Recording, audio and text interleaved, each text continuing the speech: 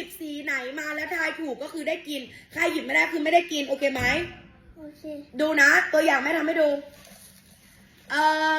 แม่ว่าสีแดงอ้าวอดกินโอเคไหมถ้าหยิบถูกก็ได้กินโอเคไหมโอเคเดี๋ยวแม่เขย่าก่อนหลับตาก่อนลูกหลับตาหลับตาหยิบน้ำมันว่าสีอะไรแดงน้ำมันโกงไหมไม่โกงกินยยัมมี่แปลว่าอะไรลูกำอร่อยมาก อ๋อตาเจ๊ตับนะเจ๊ตับว่าสีเขียวโกงไหมไม่โกงหลับตาน้ำมันว่าสีอะไรส้มโกงไหมไม่โกงอยากกินเสักหน่อย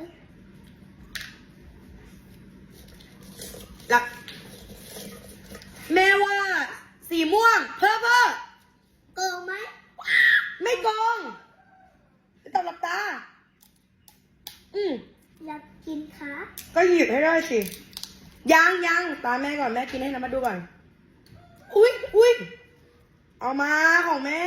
ไม่ใช่ของแม่มันเปื้อนแล้วมันสกปรกไม่ใช่ของแม่กับน้ำมันแม่ปิดตาหยิบน้ำมันว่าสีอะไรสีขาวโกงไหมไม่โกงกิน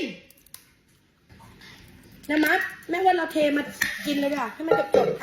แบ่งคนละครึ่งนะแท็กจบโกงไหมไม่โกง